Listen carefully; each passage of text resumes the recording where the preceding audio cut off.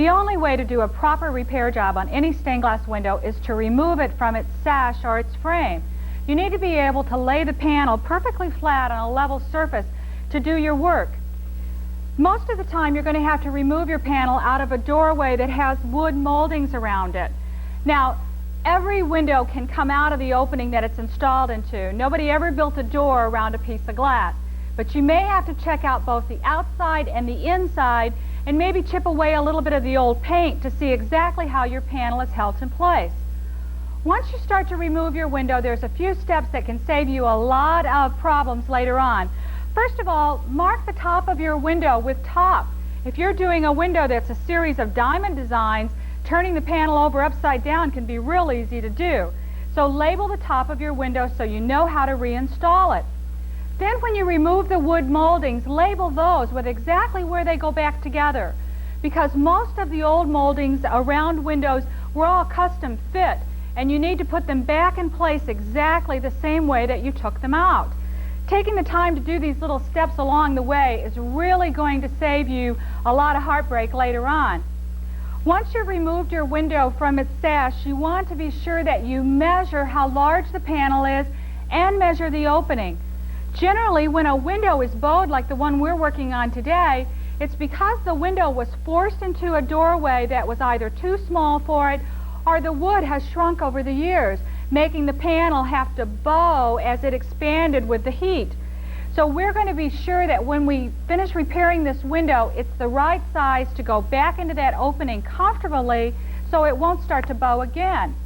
This particular panel has some really special kind of lead in it. It has what we call tree trunk lead. This type of lead isn't manufactured anymore, so we want to do our very best job on salvaging and saving every bit of the lead that's in this panel. If we ruin a piece of lead, we're going to have to do some solder sculpturing in order to rebuild that area so that it will match. If you'll notice, this window has a bow to it. This bow needs to be removed from this window in order for us to be able to do the work on it. Now, I wish there was an easier way to tell you how to do this, but it basically just takes a lot of nerve because we're going to push it back into place and flatten it with our hands. We want to put on our safety glasses.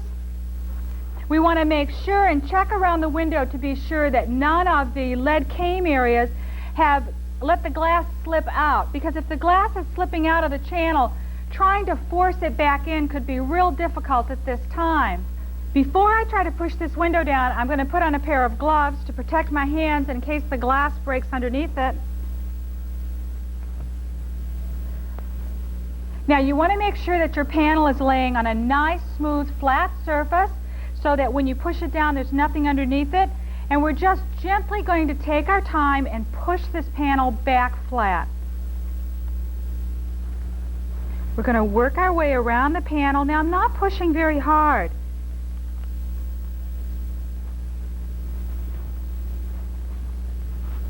Take your time. It also helps if it's nice and warm. You wouldn't want to do this with a glass cold. Let it heat up. Okay, now we have it back nice and flat, and we're ready to start our repair process. This particular panel has a couple of broken pieces in it, and that's our first repair job. Now that we have our panel laying flat, we need to replace this bottom piece in the window. If you'll notice, there are 3 different cracks across this piece. On the piece up toward the top, we only have 1 break across it. This break could be left if we absolutely had to, but this break has to come out because it's pie-shaped, and rubbing against each other, these little glass chips will start to fall out. We need to be able to remove the lead, keeping it intact so we can reuse it to get this glass piece out. We can take it out a couple of different ways. First of all, we could use our lead knife and place it right along the top of the lead and just rock back and forth until we cut through this side, turn over the panel and cut through the back side.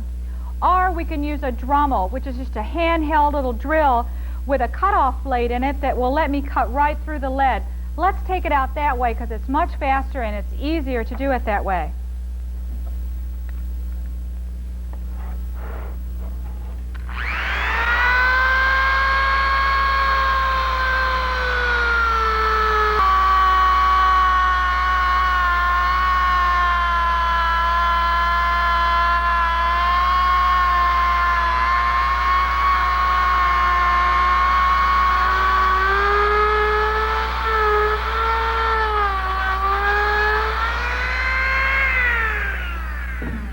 Okay, now I've cut through this first seam on the top side. You want to determine before you start cutting your window apart how it was put together. Because if this piece of lead was capped off on the hoe end, and this is a short piece from here to here, that's exactly the way you want to cut the window apart. It's much easier than going crisscross across this intersection. You want to cut it apart the same way it was built. Now let's come across this end and take off the border piece. Make sure you're all the way through this edge. There. Now remember, we want to save this lead, so we're gently going to just rock it back and forth until we break through that little bit of solder that's still there. Now we need to save these glass pieces. They're real important. We're going to set that over to the side. And now we want to remove these other two pieces. I'm going to slide it to the edge, take my breaking pliers, and try to gently pull it out.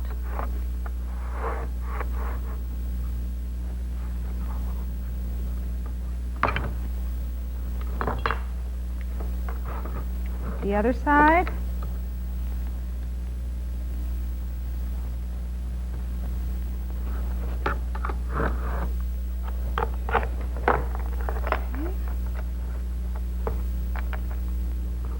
Put all these pieces back together and just use some regular masking tape.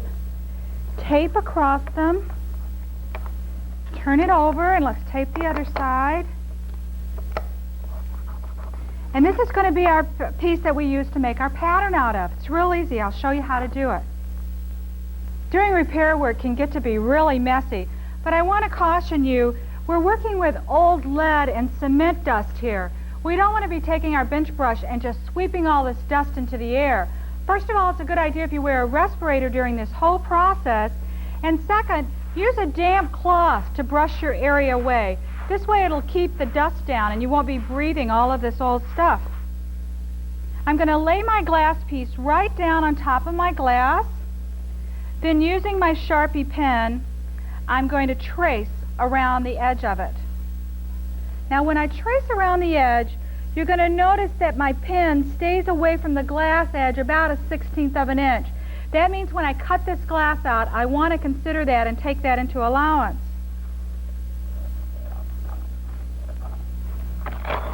Now I have my pattern to do my cutting. I'm going to put my safety glasses back on. And I'm going to use my oil cutter. And I'm going to score right across here first, staying to the inside of that black line. Now I need to cut this curve.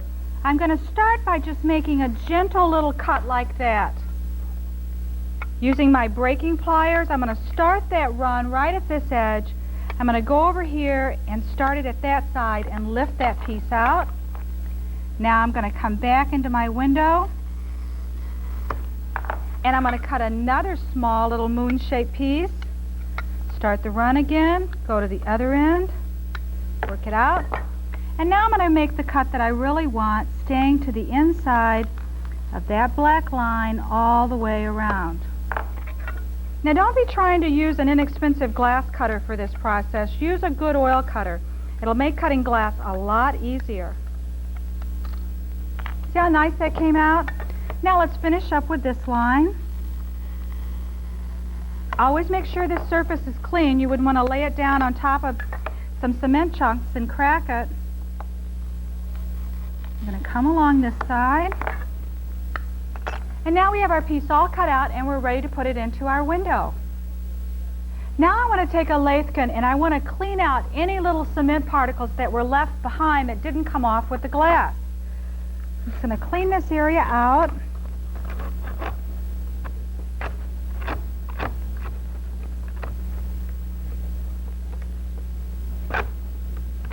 Okay, once it's clean, let's clean up our work area.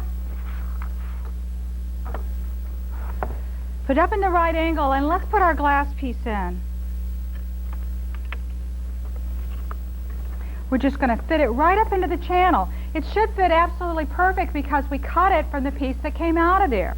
Once that's on, we're going to take our lead. Now we cleaned out all the channel along here so that we could remove all of the cement. We're going to fit it right back up onto our window. And if this edge and this edge do not line up, that means that we need to trim a little bit off the back end of our piece. Let me show you how to do that. We want to remove 1/4 of an inch from here to here. Okay, to do that we're going to pull this out, take our ruler, and mark 1/4 of an inch up on here. It's just about the width that our lead covered on our glass, the same amount of distance. Score across that edge. Put the piece back in.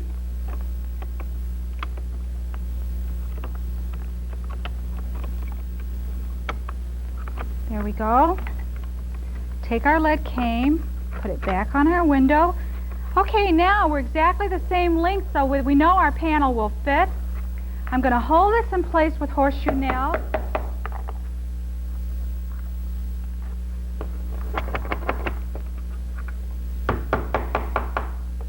Now we need to prepare these corners so that we can solder them. Before we can solder these joints, we need to prepare them so that they will accept solder. Over the years, the contamination that's been deposited on this lead surface will make it impossible to get fresh solder to stick to this unless we clean it off back to a nice shiny surface. Now you can do this several different ways. First of all, you could do it with your lead knife where you just scraped at the surface until you got it back to a nice clear shiny look. You could use a wire brush and scrub it back and forth. We're going to use our Dremel. It's much faster, and we're going to just rough up these edges.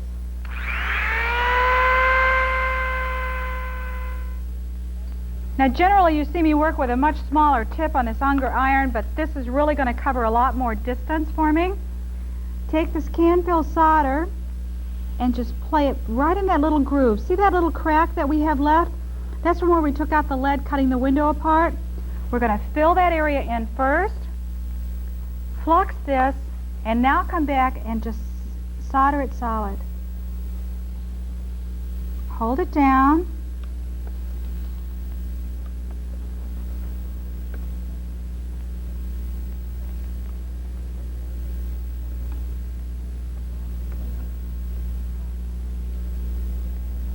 We want to let this flow all around the iron so that it really bonds it together nice and smooth. There we go. Now we need to do the other side exactly the way that we did this side.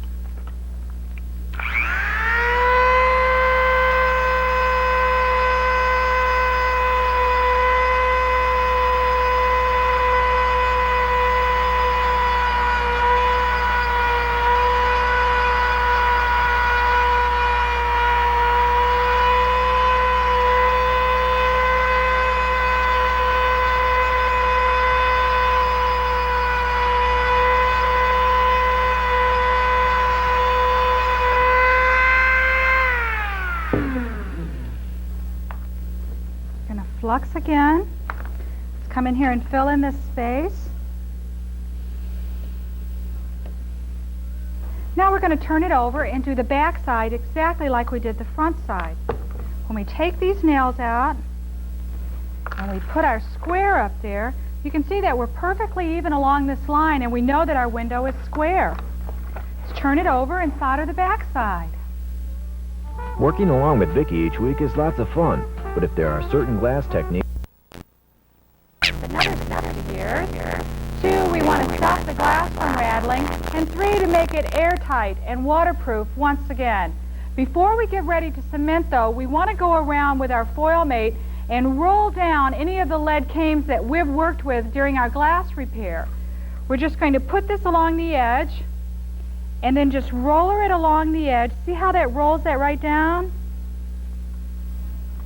Now it'll be snug to the glass, and once we cement it, we'll be all set.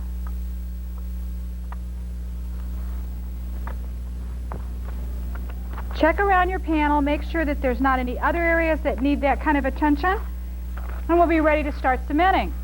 You want to cement your window on a cardboard surface or a piece of newspaper, something that's going to protect the area underneath you.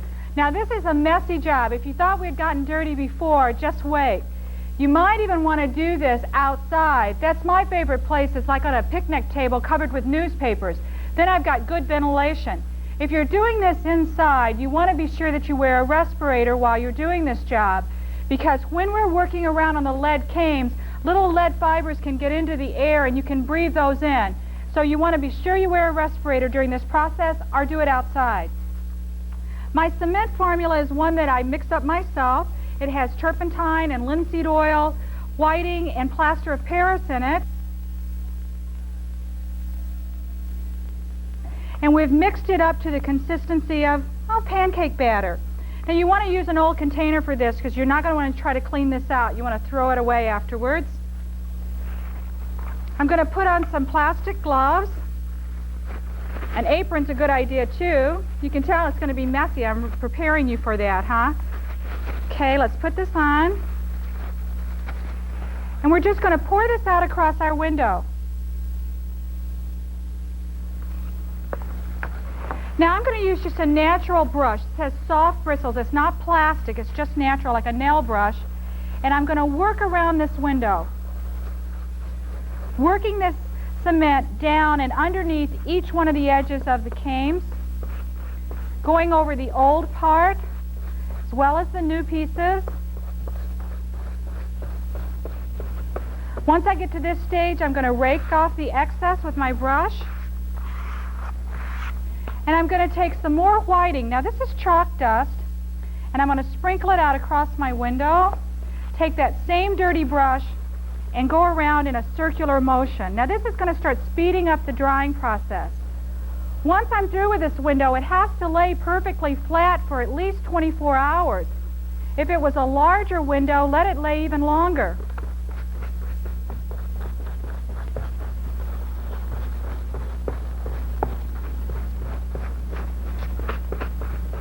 If you've done a good job during this stage, when you turn over to do the other side, you'll see where a little putty is oozing through. Now we're going to put on more whiting.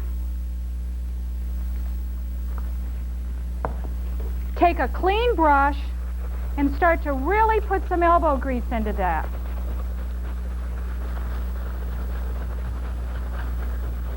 You just want to keep working on this until you've got all of the damp cement cleaned up. This whiting works like a polishing agent and will really put the sparkle on the glass. Now we want to turn it over and do the other side. Once you're through cementing both sides, you want to take a craft stick like this, sharpen it down to a point on the end, and go right around the edge of each glass piece in the panel. This is what we call pointing the glass. It really trims out this edge really nice and neat, gets rid of the excess cement. You want to go around just every piece, just like this. When you finish this side, just take a clean brush and brush off the excess.